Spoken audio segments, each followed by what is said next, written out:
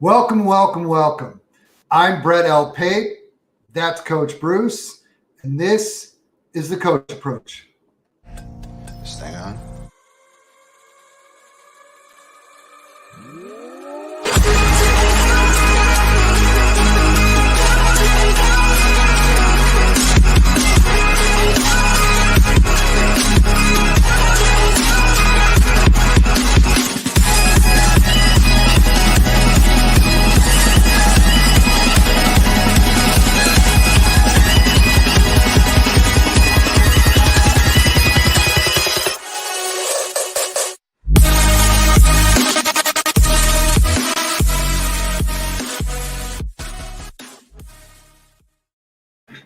Coach, what's up, brother, man? How you doing, man? Happy birthday.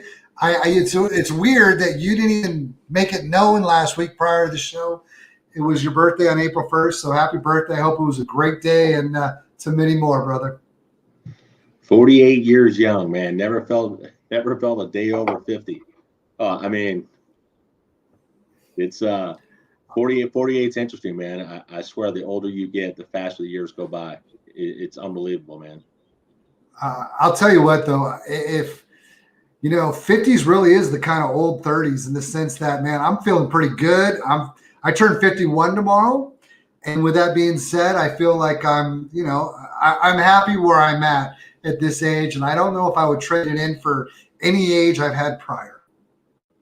Well, happy early birthday to you for tomorrow, man. You got me I got you, I should say. You got me by 3 years. I'm struggling with my math there, but you got me by 3 years. But hey, details don't matter, right? No, I'm not really. I mean, last week you made fun of me coming up to your knee, is I think what you described it, and called me dwarf on golf. And now I'm sure you've got a little something in your back pocket you can always use, and that's my age. But I'm okay with it because, again, like I said, pretty happy where I'm at. Let's jump right into the news because we got a big show that I'm really excited about.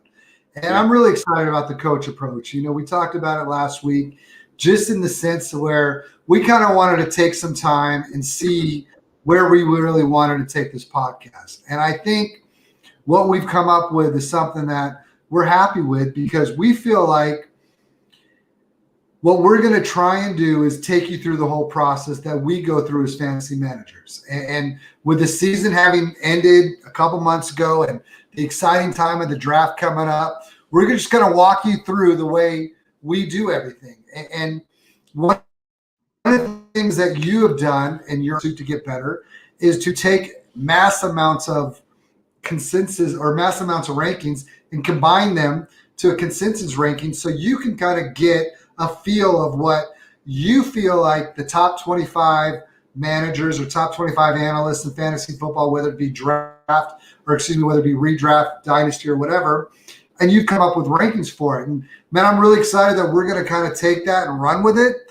We're going to announce from here on out, every week we're going to kind of release the weekly rankings, whether it be in dynasty and that, like you said last week, later on we'll have redraft, Devi. We're going to kind of turn this into a stick though that is more than just trying to find our own niche, but a stick in which is beneficial to that player, time to develop their own rankings, or doesn't have time to put in the type of work that you and I may be able to do.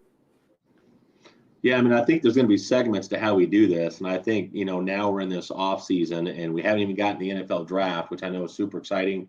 Everybody's coming out with their rookie profiles and their breakdowns and their rankings. And some people are saying, hey, it's way too early for rankings. We don't even know what the landing spots are. But this is when I think as fantasy people that play fantasy football, first and foremost, the coach approach is always something you and I, because we have coaching backgrounds and, athletic backgrounds. It was something we want to say, hey, look, there's more than just reading the analytics or just reading the film. It's also understanding what do those 32 teams do. And eventually we're going to get into, the schemes, why we like certain players and certain fits. And we talk about reading coverages and what we're seeing when we watch film on quarterbacks and what we're seeing when we're scouting, the run game, so to speak. But, that we'll save that for down the road. I think initially it's just all about, this is that time of year where we are going to start having some drafts. There's a lot of startup drafts that are happening now. A lot of people wait until after the rookies have landed on their teams and they do their startup drafts. We want the coach approach to be something where, hey, we're going to bring actual football into fantasy football, but allow you to walk into your draft room, whether it's online or it's in person, or it's done through Sleeper, whatever that is, that you're prepared. You've got your 250, your top 250 rankings in front of you. You understand how to use it. You understand how to read the board. You understand what other players in your draft are doing. You understand what the scoring system is. So we want to help you be a lot more prepared for those drafts and kind of why we do things the way we do. And I'm really excited about the direction we're going to take the coach approach. Yeah, I am as well. And one of the things that I am, for me, it really is about the process. For me, because if you focus strictly on winning games on Sunday in November, there's so much more to fantasy football than that. The roster building for me is what I enjoy more. If I was able to strictly be your GM and now come September, you're setting lineups and you're doing this and that, and all I'm trying to do is make your team better, I'd be happy as hell.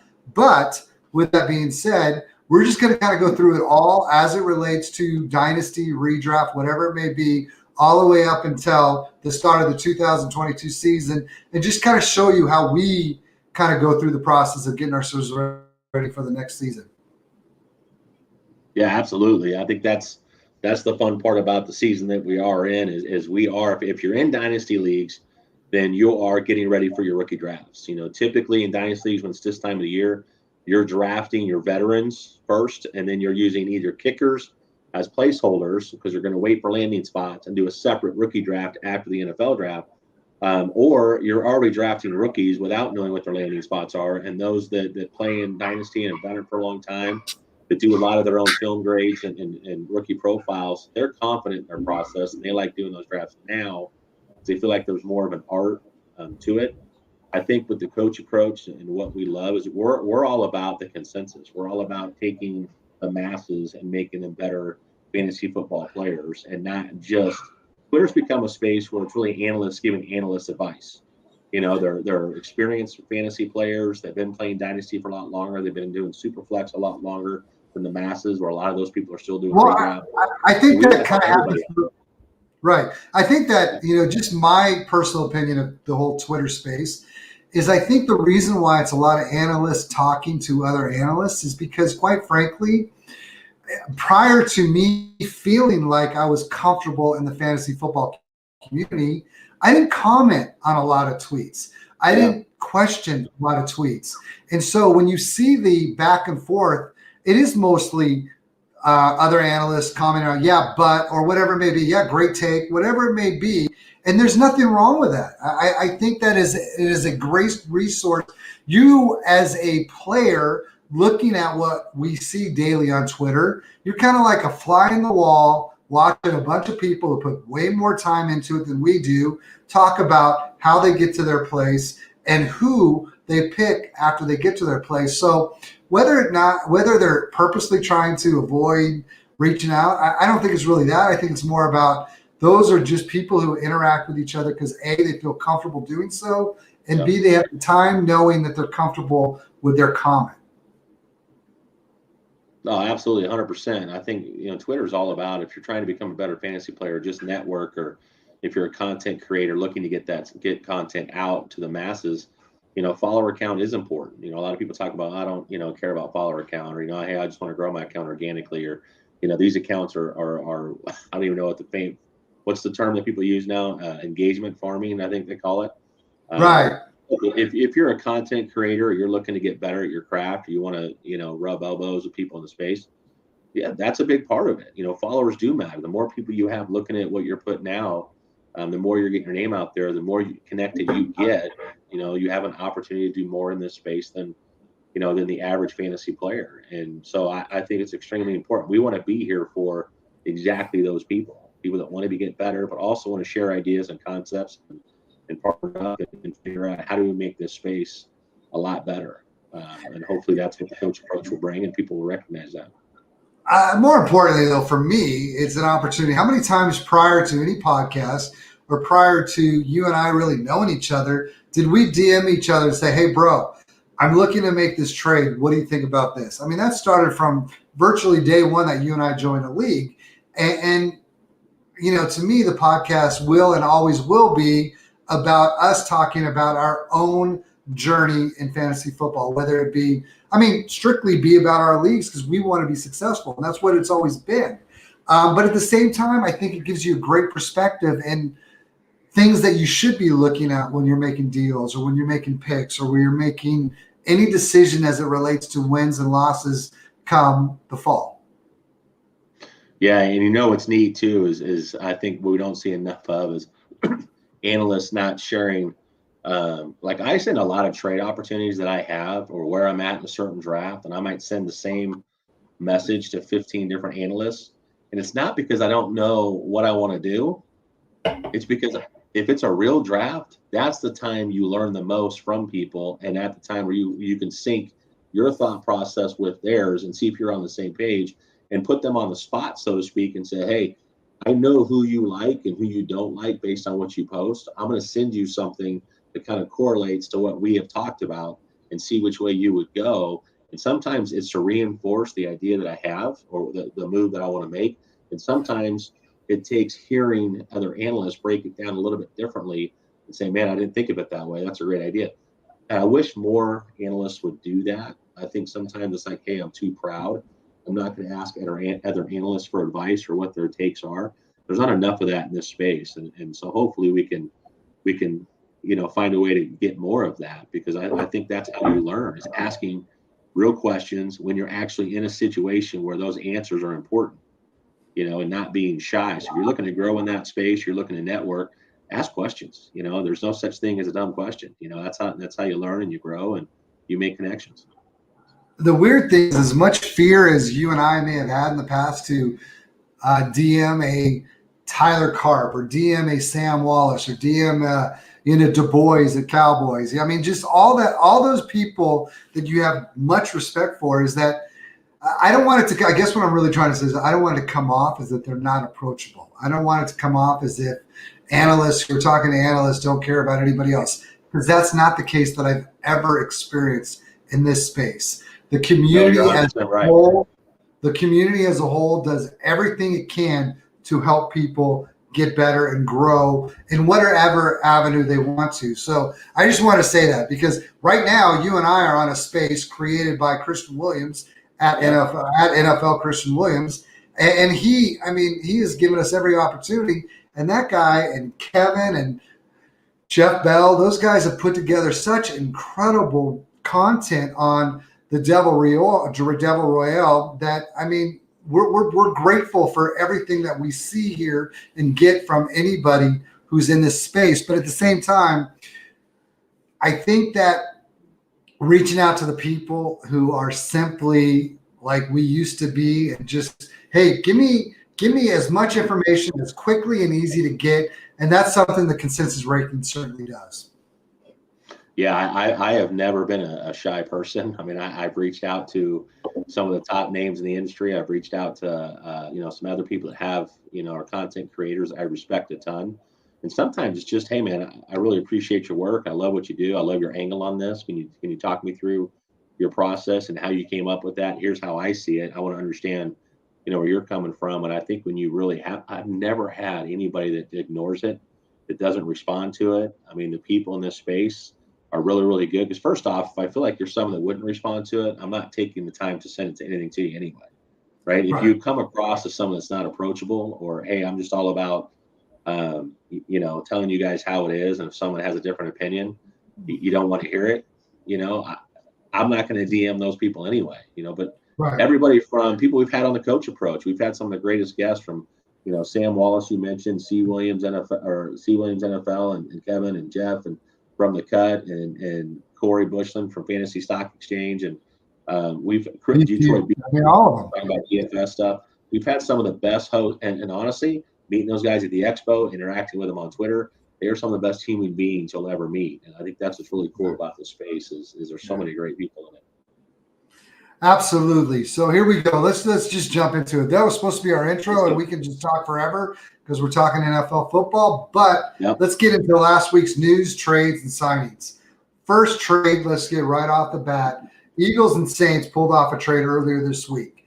The Saints acquired the 16th, 19th, and 194th pick.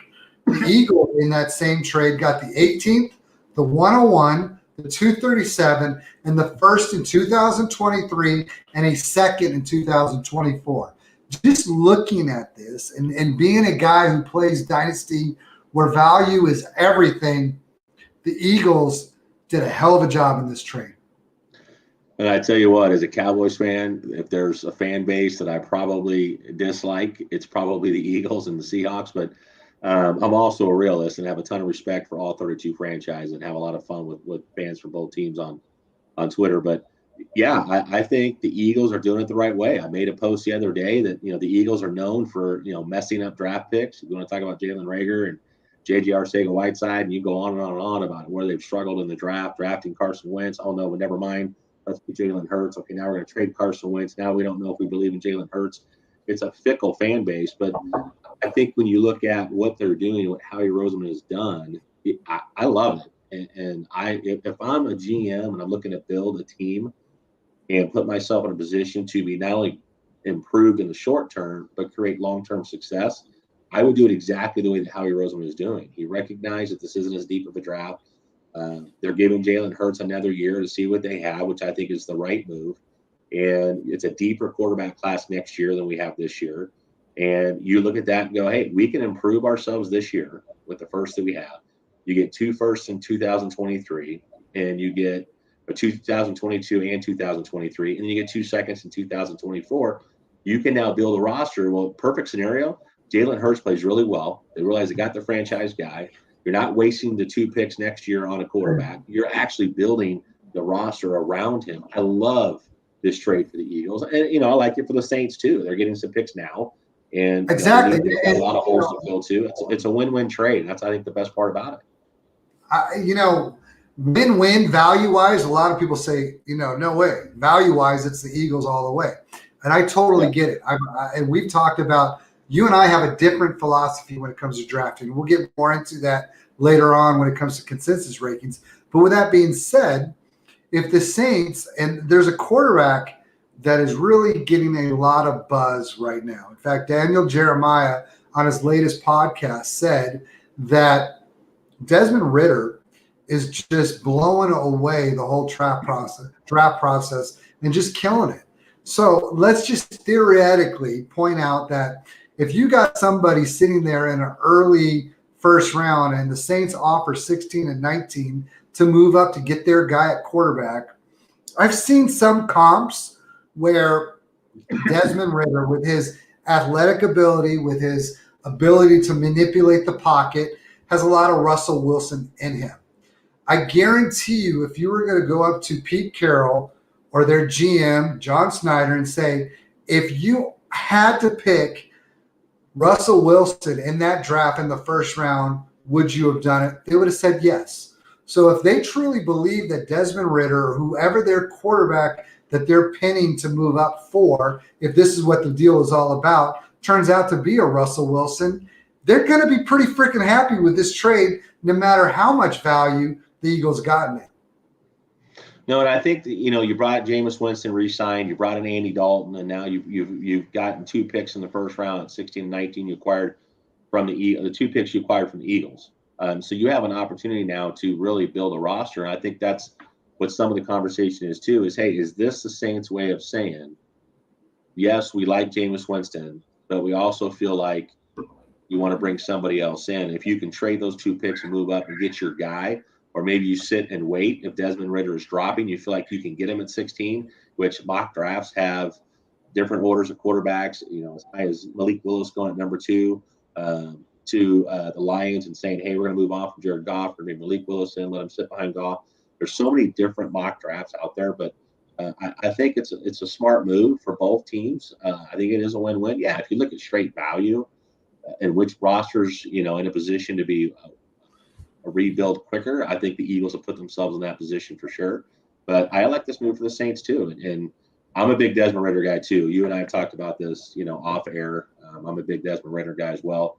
We'll probably get into more rookie breakdowns as we get closer to the draft. But I agree. I think it makes sense. I think for the Eagles, I love it a little bit more than I do for the Saints, but I do think it is a trade that you look at and go, I can see where both sides won this trade, and that's not always the case.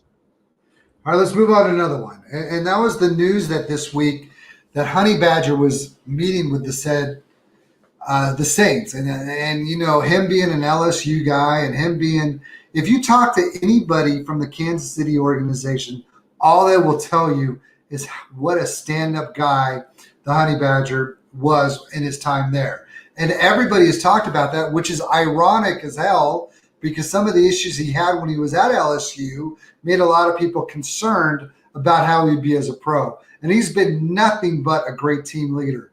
If they're able to put him in there in the back of their lineup after they just lost Malcolm Jenkins, I think that would be a great signing for them. No, I think it is too. And I think if you look at statistically what he's done, and I won't get a whole lot into it, but Tyrann Mathieu was a guy that he went and got at LSU. You know, he wasn't the fastest guy. He wasn't the strongest guy in the weight room, but he's a ball hawk. Wherever the ball's at, he makes interceptions. He forces fumbles. He recovers fumbles. He's dangerous with the ball in his hands when it happens. I've loved him from when he was at LSU. I loved him when he got drafted in the NFL. And I hope that he was in your backyard when he got drafted in the NFL. Yeah, he was. That's exactly it. And he's a guy that you can't help but root for. They just showed a clip the other day. We went back to LSU and he gave a speech to the team, and he talked about that. You know, it's really cool to get these big Division I offers and play in these, you know, massive stadiums in the NFL. But he's like, I'm past all the, you know, trying to get credit anymore. I'm trying to, you know, prove a point. Like I made it. I'm here. I'm that guy. But I'm never going to stop being hungry. And I think that's what he brings to that locker room. And he had some off the field problems, you know, back in the day. He's, you know, it's so funny. And yeah, I'm sorry, I'm going to cut you off, but you talk about his off-season problems or his off-field problems when he was at LSU. Do you remember what those problems were? I don't, off the top of my head. So please. Well, I will tell you this. If I remember correctly, most of his problems. What are you drinking there, Coach? I see you pouring something. It was a pretty nice bottle you got. Why don't you share that? You know, it's the 48th birthday Bruce decanter here that I got. So I figure, you know, why not? You know, when you're doing a podcast, take the time to do a little self-promotion. So there you go. Don't worry about it, man. Just carry on. There you go. All right. So going back to him and his issues, I could be completely wrong, but I'm pretty sure 90% of his issues were due to failed drug tests for marijuana. How you feel about marijuana, whatever, we're not going to get into that. But I am of belief that it's not much different than me having a drink of beer. So with that being said, the only difference is that he knew he was not able to do it because they were getting tested, and yet he still got caught over and over again. But whatever. The guy's been a consummate pro, and he's proven to be nothing but a great team player all the way through his career. Moving on, the other news this week came out that tight end Rob Gronkowski, sorry about that, only one of the top 3 tight ends of all time, is not ready to commit to the NFL season, even though Tom Brady has come back from retirement. And with that being said, to me, this is nothing more than Rob's not ready to give up his lifestyle right now. And yet, when we're sitting here in the hot summer days of August, you'll probably see him re-sign and get back in there. He just doesn't want to put in the time now. It's so funny. If you watch any of the videos they talked about earlier in the year about him saying, I don't even watch film. I just wait for freaking Tom to tell me where to go. Well, he'll show up and he'll be fine. Yeah, we're on the same page here. We've talked about this. Rob Gronkowski, I have a hard time believing he's retiring. Fournette's come back. Tom Brady's come back. Chris Godwin, of course, had the injury. He'll be coming back. Mike Evans is still there. They've got a defense. It's if you're going to get an opportunity, if anybody can take a team, the combination of Tom Brady and Rob Gronkowski, what they can do with Mike Evans, Chris Godwin, Leonard Fournette in that offense. I think if Gronkowski wants to make another run of Super Bowl, he's coming back and he's going to play again. It's going to be with Tom Brady. Yeah, that's it. I think that's known. Here's the thing. If my job told me, hey, coach, you don't have to work till August 31st, but we'd sure like you to come back. And you're damn right. I'm going to wait till August 31st. I'm not going to go right back right now, but we're going to move on.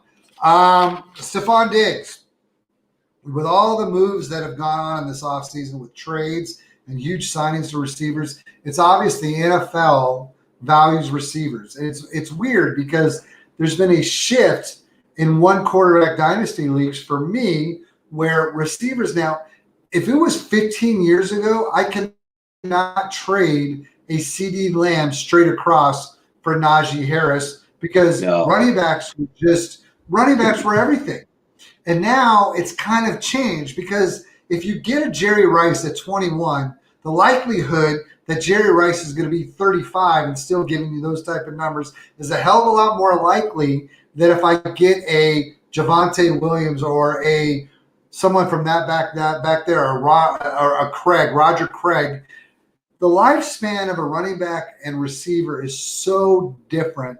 So to see Stephon Diggs kind of jump on the back of all these other receivers and get paid, you got to be happy for the Buffalo Bills to be able to get this done. No, and not only is it different from back then to now, but it's a completely different game. I mean, it's like the NBA, right? You can't hand check anymore. You can't body guys like you used to. The NFL has become where you can't touch receivers beyond 5 yards. You've got the leading with the helmet. You've got the pass interference. I mean, it's such a different game. It's become basketball on grass. It's become a passing league. And back in the day, like you're talking about, volume was king, and you had a lot of third down backs. You don't have that anymore. There are very few third down back, like legitimate three down backs. Yes.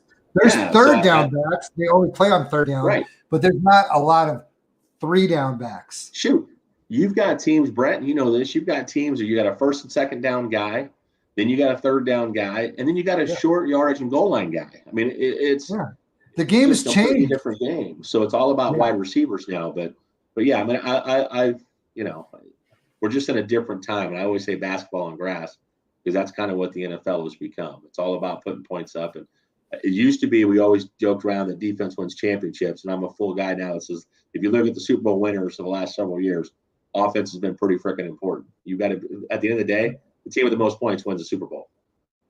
Yes, sir. Yes, sir. So that's about it for the news. So let's jump in to the consensus rankings.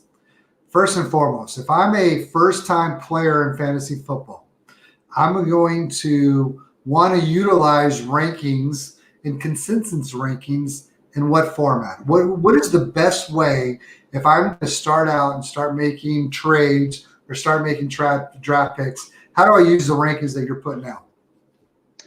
Well, I think that's such a great question. I think what people need to understand is there's if you don't have the time to put rankings together, or if you don't have the time to go into all the paid sites and look at what and those or sites the money, which is, look, I'm fortunate enough to be at a time in my life paying for a subscription to a site is not that big of a deal.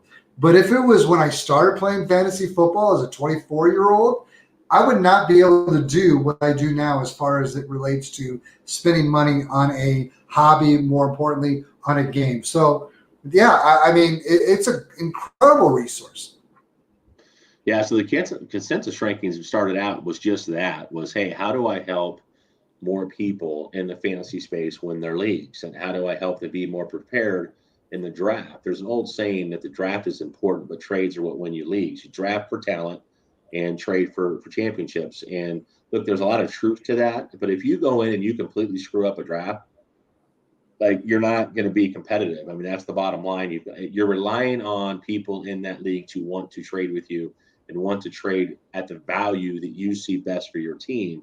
And that's a gamble. And so what this does, and what the consensus rankings do that I put together, is I have taken the time to go to all the sites and combine the top fantasy sites and get with the top analysts in the space and say, look, I'm going to put all your rankings together into one format, into one document, and I'm going to get a true consensus ranking in the dynasty, if it's a redraft, if it's one quarterback, if it's super flex, and start putting that stuff together. So I've already got the dynasty part, super flex part of it down. That's all done now. And what that does now is say, hey, look, I can tell you based on all the top sites where a guy is ranked. And I can tell you who is ranking in the highest and who is ranking in the lowest. I won't tell you necessarily who that analyst is, just to protect them. And look, it's worth the money to spend to go out and get these. Let me say that first and foremost. This is not taking away from that, because there's so much more of those sites you can learn from with the podcast and everything else they do. I advise you to go pay for those sites. It's well worth the money. But it's just allowing me to say, hey, look, I'll do all the work for you. I'll put all the consensus rankings together. I can tell you as a whole who the most well-known people in the fantasy space and how they evaluate players and where they're placing them to help you be more prepared in your draft, help you be more prepared to set up trades. That's really why I wanted to take the time to put the consensus rankings together. This is the second year I've done it, and I think last year I had 31 analysts. By the time the season started, I'm already at 24 actually, and I haven't even gotten the NFL draft yet. By the time we get to the start of the season, I'll probably have another 20 or 30 more analysts that'll be a part of that. So it's going to really, truly be a true consensus ranking. No, I love it, and I think we should talk about how each one of us utilizes rankings, and I'll go ahead and be straightforward. I used to be, or no, I still am. I'm a Patreon to a number of different analysts that you find on Dynasty, or find on Twitter. And with that being said, one of the people that I subscribe to is strictly a value guy, and I'm all in on that concept. And so how I used rankings is I would take his personal rankings, and I did this last year, and I drafted every startup and every rookie dynasty draft the same. I went straight off of it. So when somebody was selected, I marked them out, and I just took the best player available at every spot. For me, what that made me do is it allowed me to use rankings of someone that I trust, and then I'm picking every position or every player that's best at that spot. And I loved it. And it took the decision out, and it took everything. So now with the consensus rankings, I now no longer have to say, there's some people that are accused of being an ageist. There's some analysts that are, accused of being zero running back.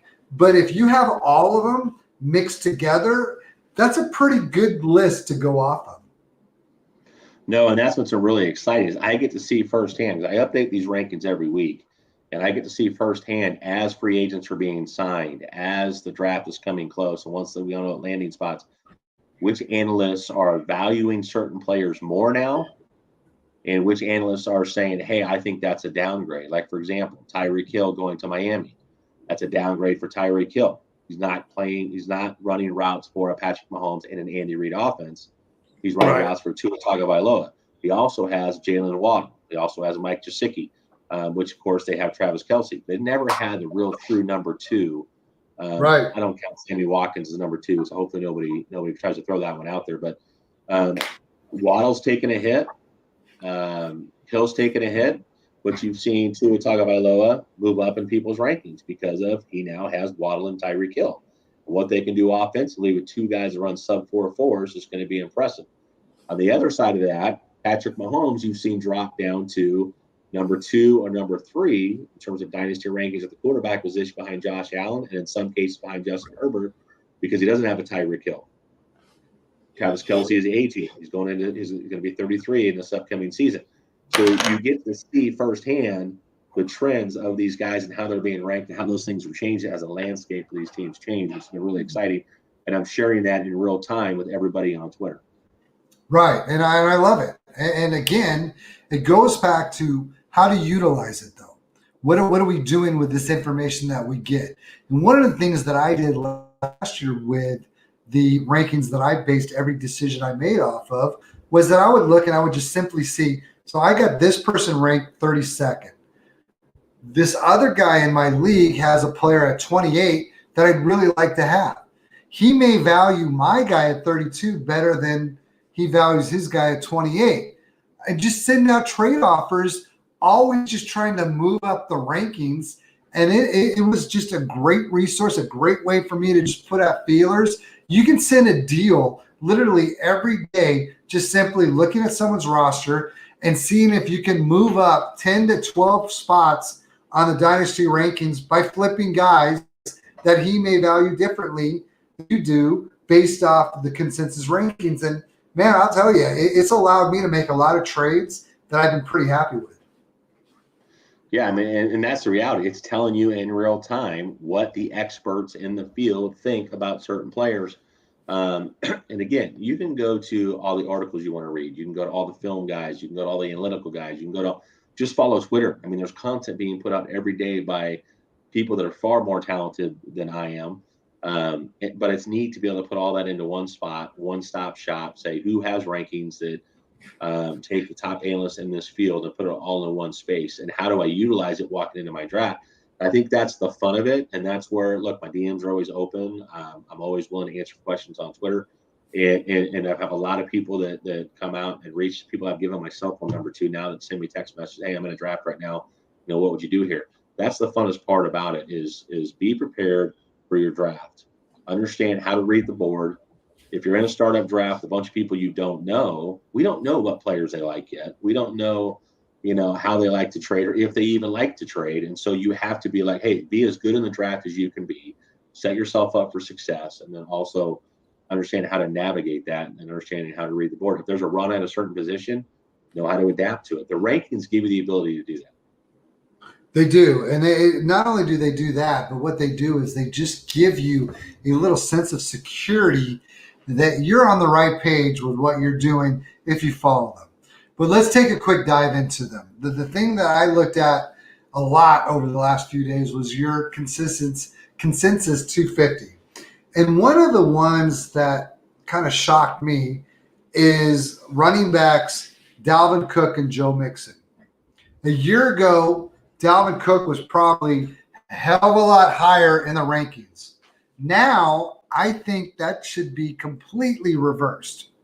But if you look at the consensus rankings, you got Dalvin Cook at 36 and Joe Mixon at Dalvin Cook at 36 and Joe Mixon right behind him, one spot below her. I'm taking Joe Mixon over Dalvin Cook pretty much. I would make that trade all day, every day. I feel like he's younger. He's got a better, younger offense around him. And I was really happy with what I saw from his. I feel like he is one of the true 3-down backs that you don't see very much. And not that Dalvin Cook isn't, but he is older. And that the injury concerns for both of them. But at the same time, I'm more worried about Dalvin Cook going long-term than I am Joe Mixon. And I think that's what's so great. So let me make this point because that's such a great question. Not only do I have the rankings of what all 23 analysts do, but I also have what the ADP is. And I got that information from Dynasty League Football at DLF.com. But if you take DynastyLeagueFootball.com, if you take Joe Mixon and Dalvin Cook as an example, the average ADP is Dalvin Cook is 44.75, so basically the 45th pick. Joe Mixon, 45.75, so basically the 46th pick.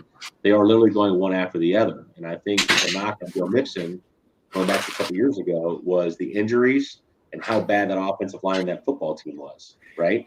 Now, you've seen Joe Burrow come into town. You've seen what they've done in the offseason with shoring up the offensive line. They've now added Jamar Chase and T. Higgins. You cannot load the box against Cincinnati anymore. So I think if you're looking into the future, Joe Mixon to me is also, I agree with you, should be ranked higher. What's interesting is they are literally, when you add up all the points of the 23 analysts I have graded, 24 analysts I've graded so far, they are exactly the same number of points. And to understand how that works, if you're ranked number 1, that's 1 point. If you're ranked number 8, that's 8 points, right? So it's very simple to say that, hey, they are exactly the same number of points. So even though one falls at number 8 and number 9, or 36 and 37 overall, they both score the same 223 points and an average 9.7, which means a 10th pick, a 10th rate running back. So extremely, extremely close. But I'm like you. I'm looking to trade Dalvin Cook, and if someone buys into that, what they do offensively in Minnesota, great. I'll take Joe Mixon over Dalvin Cook every day of the week and twice on Sunday. I'm with you. Here's another one that I found interesting. So we're in agreement there. So let's talk about the next one. In my home dynasty league, I have it's one quarterback league. So quarterbacks obviously aren't as valued as they are in SF. but I have Baker Mayfield 2 months ago as my number one quarterback. Obviously, you can't be pretty happy with him if he's your quarterback heading into the season. So I had 2 first-round picks in the 2023 draft, and I had the opportunity to trade the worst of the two, for Trey Lance, and I bought it. I quit. I was line, hook, and sinker. I'm all in on Trey Lance and the opportunities that he has both in that offense and the opportunities that his rushing ability gives. But it doesn't mean that I wasn't a little surprised to see that consensus rankings have him above both, Trevor and above Justin. And obviously, I mean, Trevor and Justin Fields. So with that being said, how do you view those three second-year quarterbacks, and why do you think that Trey has already surpassed them, even though he played less than Trevor Lawrence and Justin Fields last year? And I'm going to try to shorten this up because this could be a very long answer. But, I think with quarterbacks, especially if they're pretty evenly graded, you look at last year's, rookie quarterback class, you had Trey Lance, Trevor Lawrence, Justin Fields, Mac Jones, and Zach Wilson, right? And there's a lot of guys based on analysts that usually there was a shuffle between the top three, which were Trey Lance, Trevor Lawrence, and Justin Fields. And usually at 4 or 5 was Mac Jones and Zach Wilson. And I think what's interesting in the NFL, it's so important what your landing spot is in the NFL, who the offensive coordinator is, what type of scheme do they run, and what are the pieces around you to make you successful.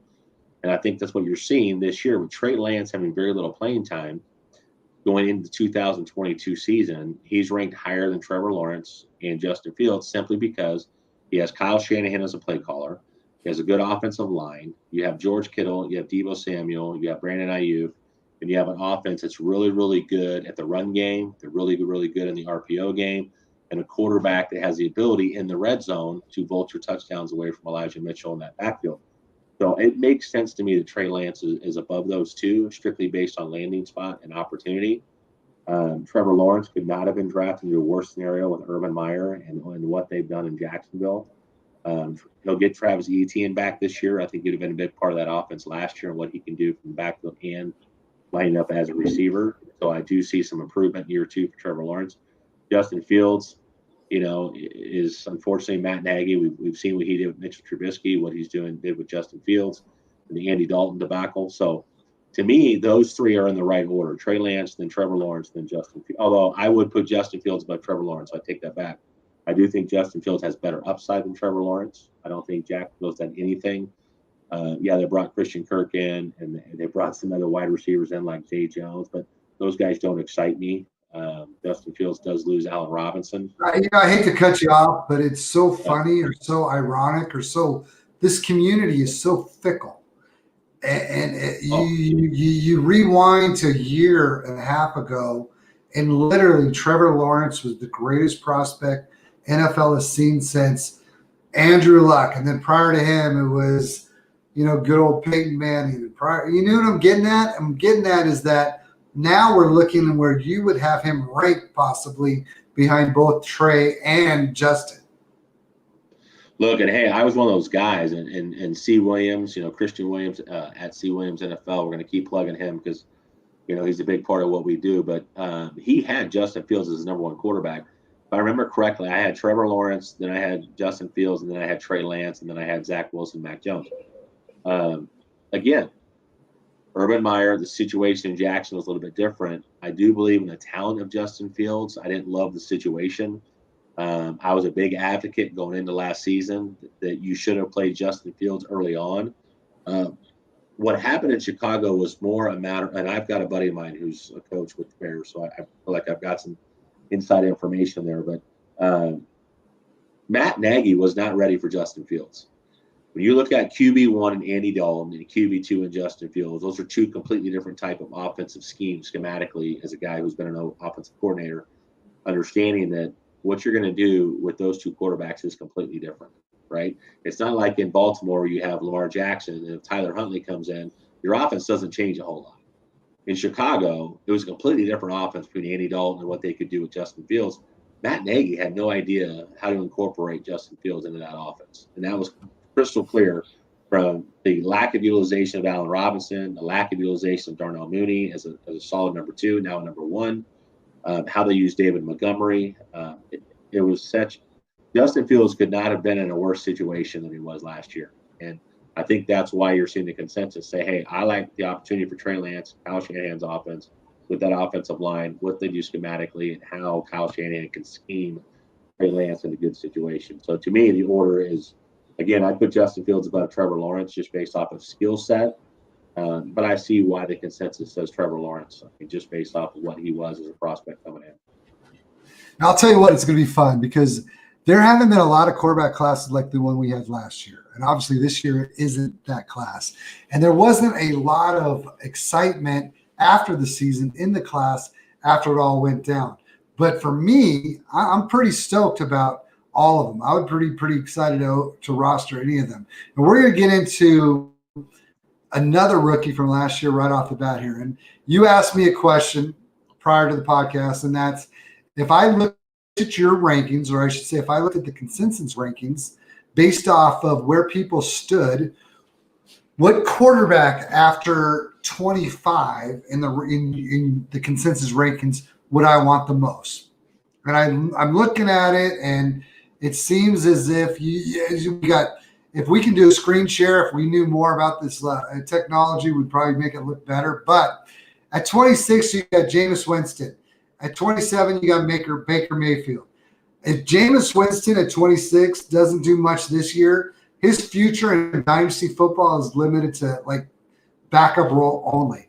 Baker Mayfield still doesn't have a team. Matt Corral doesn't have a team. Plus, we don't even know if Matt Corral can really play in the NFL football at number 28. Then you got Daniel Jones, and you got Sam Howell. And now at number 31, you have the guy that I would pick as my sleeper, and that's Davis Mills. And for a guy who used to be the number one recruit out of high school and to get to be the third round pick of the Houston Texans last year, he was the first pick in the draft for them last year because they didn't have a first and second, and to do with very limited skill players around him other than Brandon Cooks. I like very much to have an opportunity to get Davis Mills on my team because you don't have to pay a lot, but his future, if he continues his progress, looks pretty good in that situation. Yeah, and I think what's interesting about Davis Mills, and I agree with you, I've got the same guy. So the question is, who would you take outside of the top 25 as a sleeper at the quarterback position? And I'm with you. If you look at, can you see the screen, by the way? I did share it. Hopefully you can see it. I've never had it. I'm with you. I took Davis Mills, who right now is ranked 31st overall. So he's outside the top 25. He's coming in terms of average ADP based on Dynasty League football. He's being picked at the 91st spot, which is in the 7th round in a 12-team league. So he's a guy that I agree. You've got analysts have him as low as 33, which is interesting because that's outside the top 32, which is 32 teams in the NFL. And you've got some guys that have him as high as 22, I think is his highest, which is about where I would probably put him around 25, 26. But he's just outside the top 25 in the consensus. I love what we saw from Davis Mills. I think he had 4 games over 300 yards passing. Again, not a great offensive line, not a great, running back situation was not great with David Johnson, who they had in the backfield last year. The wide receiver situation, yes, you had Brandon Cooks, you had Nico Collins, drafted out of Michigan. But I believe there's a lot of upside in Davis Mills. I like the fact that I think he's going to get an opportunity this year to again, play a full schedule and really truly see what they have in Davis Mills. So I'm with you. He's the guy that I would pick as well. All right, so let's move on to running backs. So switch your screen to running backs, and we're going to go with my running back perk. You want to go with yours first? Yeah, we can do mine first. Yeah, go ahead. Tell us who your running back selection is. And the way you worded it to me was any running back from 51 on. So who is your running back from 51 on that you're going to try and get if there's value in him getting in startup drafts? So what you can see on the screen is you can see the top 50. So number 50 is James Cook, which, again, that's based off the draft and for analysts see him. And then you can see where the analysts rank him. So, for example, you got one analyst that ranks him 48th overall, 40th, and 67th if you're reading left to right. Then he gets his overall ranking based on the points scored. So at So there's two things. So I'm going to make a little joke here. Last year, when I did Project 32, which I broke down all 32 teams of every position group and then gave them their total grade at the end, I had the Houston Texans, just for fun, going 0-17. I didn't love the coaching hire. And, of course, you've already seen how that's played out with David Cutcliffe and where that went. So I was spot on with that. But they did win a couple games. They played better than I thought they would. But I literally went Davis Mills for the quarterback. So for the running back position, because I feel bad about what I did with Houston. I like what they're trying to do. But I'm gonna take Marlon Mack, who they just picked up. The only competition in the backfield is Dario Agumawale and the other guy I can't even remember off the top of my head. It's not even important, right?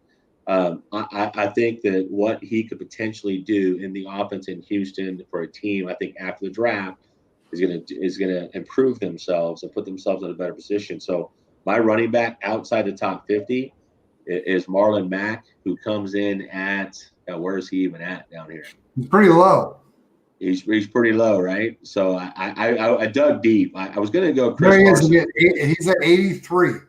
Yeah, 83. I was going to go Chris Carson, even with Rashad Penny in that backfield. But now that they have Drew Lock instead of Russell Wilson and kind of where that team is at, I just feel like Marlon Mack has an opportunity. Now, he had a major injury. He's coming back from that.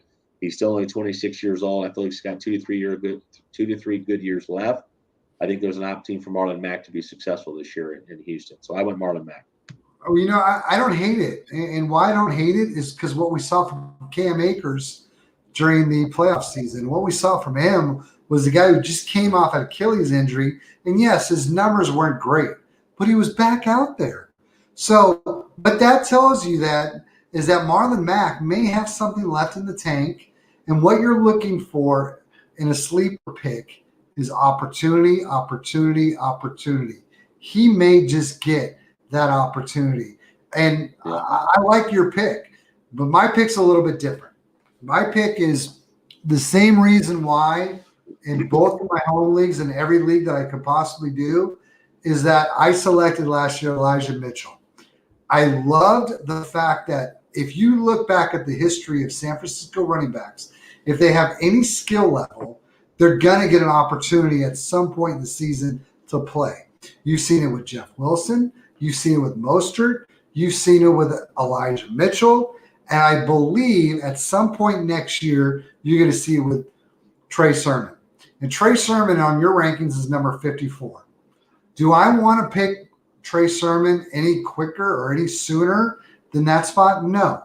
But if I'm sitting there and I'm looking at a running back who's got a possibility to be the lead role in an offense that running backs excel in, Trey Sermon's my sleeper. I feel like if you look at recent posts, if you look at the way he is attacking the offseason, there unfortunately, every top college football player has been so pushed on a mantle that some of them really think all they got to do is show up and be successful. Unfortunately, a lot of them realize real quick that everybody at the NFL is pretty damn good and pretty damn athletic. And so with that being said, I think last year was a wake-up call to see a guy like Elijah Mitchell drafted in the 5th round do so much more than you did when your team, the same team that drafted you, traded up to pick you. He's going to get an opportunity. And if he does well in that opportunity, I think Trey Sermon as a sleeper pick, you can't go wrong with it. No, and I think that's one thing Kyle Shanahan has proven is that San Francisco has always been kind of a running back by committee. Now, I think Elijah Mitchell has done enough to be the RB1 there, but I do believe that Kyle Shanahan believes in fresh legs, and I expect San Francisco to play with the lead, although in a very tough division, AFC West. But I still think that Elijah Mitchell is the guy there. But if you're talking outside the top 50, I think Trey Sermon's a good choice. His average ADP is 202.5. So basically he's being taken at the later end of the 16th round, early 17th round in fantasy football drafts. I think that's a great dart throw. I think Jeff Wilson, JaMychal Hasty have proven they're not going to be the guy. So I do think you're going to see this year with Kyle Shanahan, you're going to see more Elijah Mitchell and more Trey Sermon. So I like the pick. Yeah, so let's move on to receivers now. Can you throw your receiver list up there? You got it. All right, receivers. This was one Outside the top 75, right? outside of top 75. So if we look at your top 75, now if we look at a team with a quarterback who has won the MVP the last 2 years, and that quarterback has lost his number one receiver and has done nothing during the offseason to improve themselves at the wide receiver spot, and you have an opportunity to select a guy who is ranked at 96 in the consensus rankings, and that person being Alan Lazard, I'm all in. And usually I do everything in my power not to take anybody higher than what rankings I go off of in a draft. So if I'm sitting at pick 88 and I got Alan Lazard and my consensus rankings say pick 96, I don't know. I think I may have to give it a shot to him because he has shown limited success working with Aaron Rodgers, and there's nobody left there. They haven't done anything in the draft. They have a history of showing that they don't. They seem to be an organization that picks best player available, and if receiver is not that person, they go away from it. And so, with that being said, Alan Lazard, I'm happy as hell to get him as a sleeper. No, and hey, I think that's what's interesting about what's happening right now in the NFL is there's a shift in you're seeing wide receivers being the guys that are getting paid. You look at Devontae Adams, you look at Stephon Diggs, you look at Christian Kirk, and what they're signing in terms of free agent contracts. So I don't hate the pick. At the same time, I'm not a big Alan Lazard fan, but I get it. With Devontae Adams moving on and where Alan Lazard is in his situation, there's an opportunity there for him to see some volume. I do think targets, again, and we talk about this all the time on Twitter, targets are earned. So I think the mistake a lot of people make is say, hey, Devontae Adams is an example, is leaving Green Bay, right? There's 150 targets vacated. Those 150 targets are going to go to Alan Lazard. Well, it doesn't work that way, right? Marquez Valdez-Scantling has moved on to Kansas City. It looks like a great situation for Alan Lazard and where he's landed, where he's at. So I get the pick.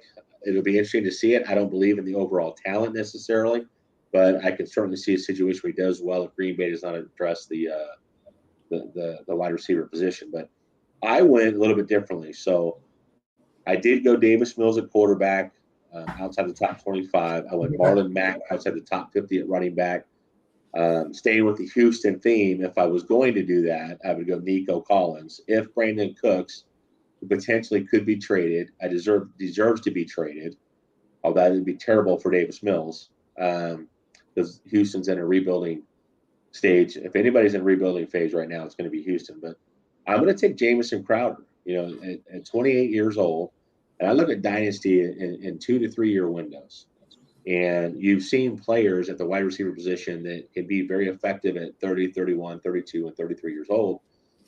He goes into an offense in Buffalo that has Stephon Diggs, has Gabriel Davis. We know what he did late in the season in the playoffs. He feels that Cole Beasley type of role. If you want to look at Cole Beasley's stats, he was a target machine in Buffalo with Josh Allen. I just think Jamison Crowder, he's proven it with the New York Jets on terrible football teams. He can be relied upon. He had 2 seasons over 100 targets, one with 122. I see Jamison Crowder as a guy outside the top 75 that can pay big dividends late drafts. I have him at 228, which I believe is round 18. You can pick him up in 12-team drafts. I like that spot for him. I like the value and the return on investment there. So I'm going to go with Jamison Crowder. I'm not mad because, if you saw him play 2 and 3 years ago with Sam Darnold, he was literally the only person Sam Darnold had. And he put up some pretty damn impressive numbers from the slot position. But you brought up Gabriel Davis. That's the only reason why I didn't go there because I think Gabriel Davis, after his 4 touchdown performance in the playoffs, is going to get the number one opportunity to be that guy. If it doesn't work out, then, obviously he has proven over the years to be able to do it. So I'm not mad at your pick at all. Let's move on to tight ends. With tight ends, can you throw your tight end list out? We went 21 on. So we had to pick a tight end from 21 on Who do you want to pick? And I took the easy way out, and I took number 21. But I just didn't do it simply because that was the first person I could pick. But I really like his talent, and that's David Njoku. And I never say it correctly, so if I said it wrong, I apologize. But with that being said, you lose the number one tight end by money, and he went off to where did he sign? Number one tight end, former guy from Kansas City. CJ Uzoma. Nope, he was with Cincinnati. Number one tight end from I'm not sure. He was the guy that they got from Atlanta. I don't know why I'm blanking. Oh, Hayden Hurst. Being old. Who? Hayden Hurst. He was the reason. Anyways, Cleveland lost their number one tight end who they signed 2 years ago. The guy they picked up from frickin' from Atlanta, and I'm blanking. And now he's gone. Austin Hooper. Who? Austin Hooper.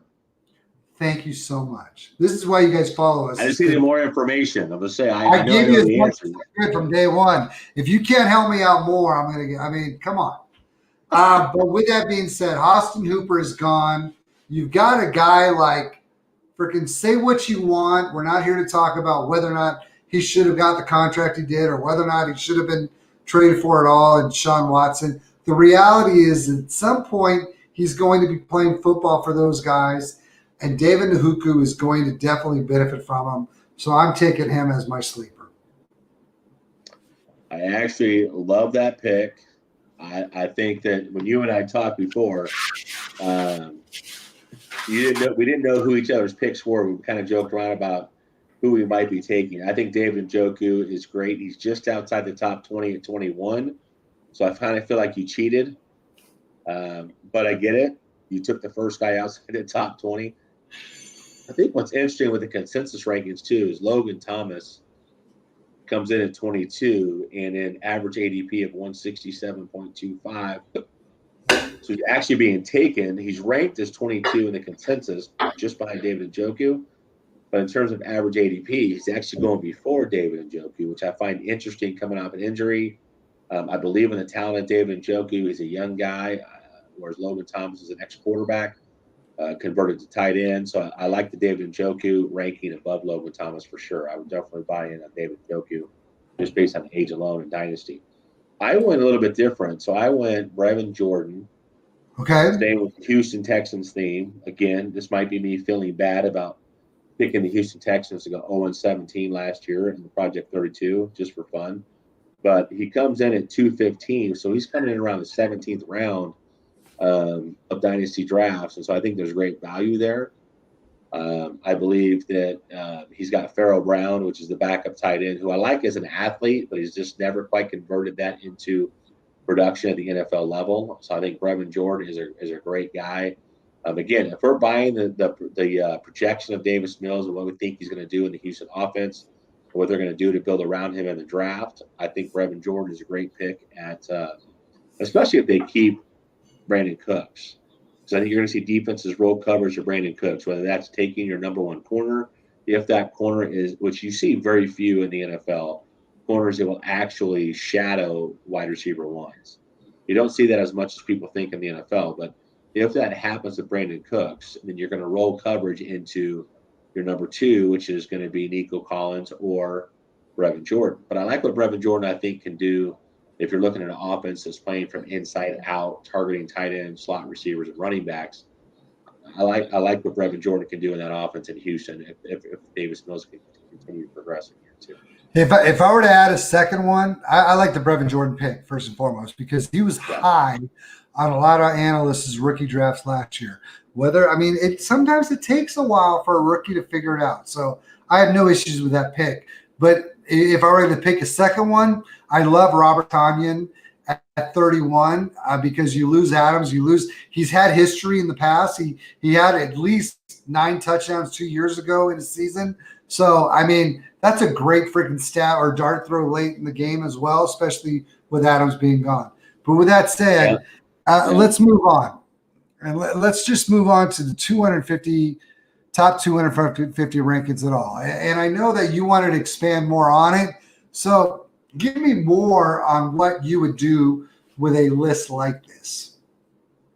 So again, this is about me creating rankings that people can feel more confident walking into drafts, whether it's online or in person, in their home leagues. And if it's winning, beating your best friend from high school, whatever it is, but I want to give you guys an opportunity to win your draft. So this top 250 is basically saying, hey, in a super flex league, who are the top 250 players, and if the board was to fall the way it is now. Again, if I go back to draft strategy, I'm a huge believer in reading the board based on understanding runs at certain positions, how to leverage where you're at, how to tier your rankings or create clusters. But I don't want to get too far into that right now. I want to keep it basic. But this top 250, so I see typically and I've done quite a few of startup drafts already this offseason, so I have some good statistical analysis to go with. But typically, you're seeing 6 quarterbacks go in a row. You're seeing Josh Allen, Patrick Mahomes, Justin Herbert, Kyler Murray, Lamar Jackson, and Joe Burrow before you see the wide receiver 1. You talked about this earlier, Brett. We were seeing more of a shift with people picking wide receivers that can play 12 to 15 years in the NFL versus running backs might have 7 or 8 good years at the NFL level. And then you drop into Jamar Chase, Justin Jefferson at wide receiver.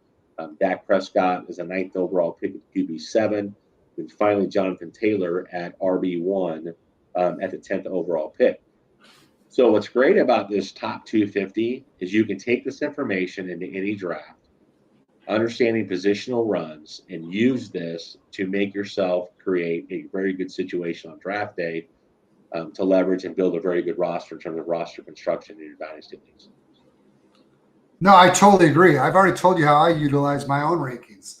And this year, I'm going to utilize these rankings when I may not be in a lot of startups. And that's because after 37 leagues last year, I can't. I just there's a certain level of guilt that comes when you're not able to be as active in a league as you should be. You should treat every league like it's your home league. But when you have 37 of them, that isn't easy to do. So with that being said, yeah, if I were to join any more drafts, man, I'm going off of this right off the bat because it gives you such a great tool on how the people that put the time and effort to put it together feel about the people in the draft. So I love it. I can't imagine going into a draft and not having some type of tool like this. Now, I will say this. I think what's interesting, if you look at certain position runs and how the draft might play out, is you look at, for example, DK Metcalf. I have him at wide receiver 10. No longer Russell Wilson. As of right now, based on current roster construction, Drew Lock is a starting quarterback in Seattle. There are rumors about Drew Metcalf being traded. If that situation happens, he ends up in a better offense and he ends up in a better system, then yeah, that could move up. But these that's a great thing about these rankings is by the time you get to they're fluid. Yeah, they're fluid because I'm going to change them every week based on the offensive system they're in, who the offensive coordinator is, trends of that offensive coordinator in the NFL. It is a deep dive into what happens, and people need to understand how much research goes into creating this top 250. Then I'm very confident if you walk into your draft with this information, you can be very successful. I don't view DK Metcalf as a guy that's a pure route runner in terms of he doesn't have a full route tree. He still struggles to sink the hips and get in and out of breaks. I'm a former wide receiver coach. I played the position in college. I feel like that's my strength. But again, if you can get him at wide receiver 10 as a 25th overall pick, I like the value. If you look at other positions, like I'll give you an example, Ezekiel Elliott. Anybody who knows me knows I'm a huge Cowboy fan. I was a big advocate of Zeke Elliott in last offseason. Entering 2021, he came into camp in great shape, the best shape he's been in since his rookie year. I felt like he was going to duplicate what he did in his first 3 or 4 years in the league. Unfortunately, he had a PCL injury. I think the time has finally come that Tony Pollard will take over, should take over. Now, people are going to argue he struggles in pass pro, which is why he's not utilized in obvious passing situations on third down. I believe you've seen him get more and more touches every single year of his NFL career. I think this is the year you could see Tony Pollard So I would pass on Ezekiel Elliott as the 69th overall pick at RB22 for Tony Pollard, who comes in a little bit later, but I think you get better upside. He's younger. He creates more in the passing game in terms of where I think Dallas Cowboys is going to go offensively. So that's just another one that I would point out and say, hey, I'd rather take Tony Pollard at his current value and his current ADP over Ezekiel Elliott right now and wait. Great. Hey, I love it. And this is what you get to do when you have this sitting in front of you. You're looking at it and you're like, you don't have to agree at all with the rankings. But what you can do is say, God dang, I'm looking at these rankings. Tony Pollard's value is so much better than Ezekiel Elliott's. I can wait and get who I think may be the better back in that system going forward and make great strides in your team development, roster development, simply because you got those rankings in front of you. And hey, you're starting to see Tony Pollard, even if you look at the consensus rankings, you have got analysts and sites. Now, I put my own rankings on there as well. You're starting to see more and more people value Tony Pollard in terms of, again, it's dynasty. It's not redraft. If I'm a big believer in following the money. So if you look at Zeke Elliott's contract, they've got 2 more years under that contract. Now, 2 years from now, there's a little bit more of an out. But if you look at that, you're going to say Zeke Elliott's going to continue to get first and second down looks. He's going to continue to get goal line work. But if you look at the resurgence of what Tony Pollard has done since he's entered the NFL, his volume has gone up in the passing game. His volume has gone up in the rushing game. He's more explosive. He creates a better situation for Dallas long term. That I would absolutely buy Tony Pollard before I would buy Zeke Elliott based on current value. Sure, look, I'm right there that with goes you. on and on. Allen Robinson right now, just to bring up another example, Allen Robinson right now is wide receiver 37. Right? And he just went to a Super Bowl winning team. I think Sean McVay is one of the best offensive coordinators in the league. I put him right at the same level with Kyle Shanahan and Andy Reid and what they do offensively and with the Rams. And he could not have landed in a better situation. So I look at that and say, hey, I would love Allen Robinson at wide receiver 37, ranked 90th overall. I'll take that value all day long. If I'm in a draft with people that don't have this in front of them, and you're in a home league, and people are saying, oh, Allen Robinson struggled last year, Matt Nagy, he had an off year. I don't know if I see the production with the Rams. Look, you're going to get it with Matthew Stafford and Cooper Kupp. Teams are going to be more focused on Cooper Kupp than they are on Allen Robinson. So he becomes a very good wide receiver, too, and a very good offense in the NFL. So there's a lot of value there. Juju Smith-Schuster, wide receiver 38. We don't know what they're going to do in Kansas City in the draft yet, but this is a guy that's been well over 120 targets a couple different times in Pittsburgh with Ben Roethlisberger. The talent's there. I think he's refocused. He's getting an offense with Pat Mahomes and Andy Reid, Eric Bieniemy, and what they can do. So I'm a big fan of Juju Smith-Schuster. Now, again, if they go Jameson Williams or Chris Olave late in the draft, then that affects Juju Smith-Schuster. Based on current roster construction, I think there's a lot of value there. I can't argue with you more, but here's the part of the show that I'm most excited about. And only because you're always sitting in rookie drafts and you're in the 4th, or typically for me, most of my rookie drafts are 4 rounds. But if I'm sitting in a 4th round in a rookie draft and I'm looking for a sleeper, because that's where we're going to go right now, we're looking for rookie sleepers. And so with that being said, I'm looking for guys that, especially when I do not have any draft capital. I don't know anywhere where anyone's been taken. I don't know where they're going. I don't know anything else. So right now, in fact, today, I'm involved in one of Ryan McDowell's rookie drafts with DLF, just so he can create a shitload of ADP. I'm in the 4th round. I'm in pick 402. I picked Devin Williams today out of Oregon. So let's talk about that pick. A lot of people will simply say that I'm picking him because he is a former athlete who played for me as a wide receiver coach. And you know what? There might be some truth into it. But let's talk about Devin Williams' profile before we talk about simply that I once coached him.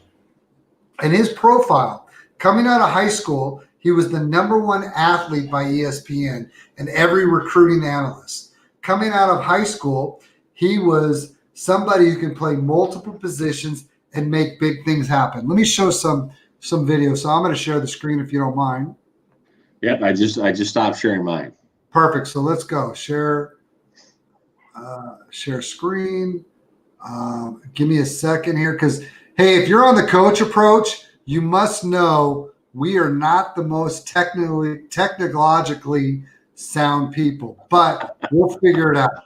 But let me just give you some clips from a kid who was the #1 athlete coming to high school for his senior year in high school. He was a kid that was offered by Alabama, was offered by everybody, and he was living in a foster home at the time, and the foster parent was a huge and I'm not saying this isn't any conspiracy theorist, but he chose USC coming out of high school, despite the fact the entire time, all he ever told me is that he'd like to go to Oregon. He spent a year at USC. After his time, right or wrong, he wasn't happy with his playing time at USC and transferred to the University of Oregon. After a couple of years of being behind the Pittmans and the Johnsons and other guys that are up at Oregon, last year he was the #1 receiver for Oregon last year. And so with that being said, let me see if I can just show some videos from him. You know what's interesting, Brett, as you bring that up? So I keep track of, now again, I'm not sharing my screen anymore, but well, here we go. Rankings I have for Dynasty, for veteran players, I do the same thing for rookies. So I've got 11 analysts to do rookie rankings, and I'll be adding to that. They'll probably be over 20 by the time I'm done. But Devin Williams doesn't even make the top 25. I get it. Yeah. Listen, there's no reason why I don't believe you when you say things like that. I have looked him up endlessly, but the reality of it is when you see the talent straightforward, when you see a guy who not only passes the eyeball test just in his physical ability, but then you watch him as an athlete, there weren't many people better that I have seen in Southern California over the last 30 years. So because of that, if I'm sitting in the 4th round of a draft and I'm looking at a bunch of other people where you don't know what they're actually going to do, I'm comfortable taking Devin Williams in that spot.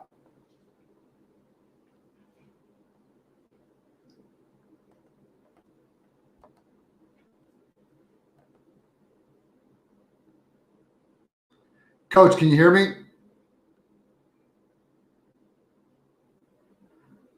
Anybody here, Coach? Because I don't.